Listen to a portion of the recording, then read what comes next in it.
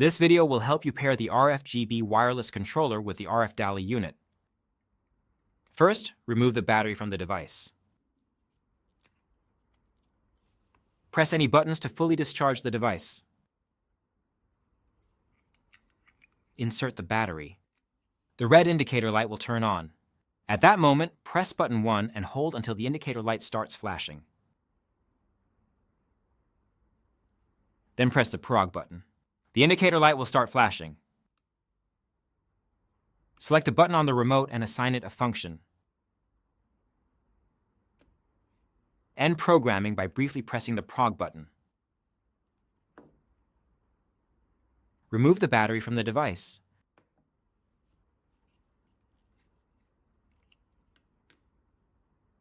And press the buttons to fully discharge the device. Reinsert the battery. The red indicator light will turn on and then start blinking. After the indicator light finishes blinking, you can control the paired devices.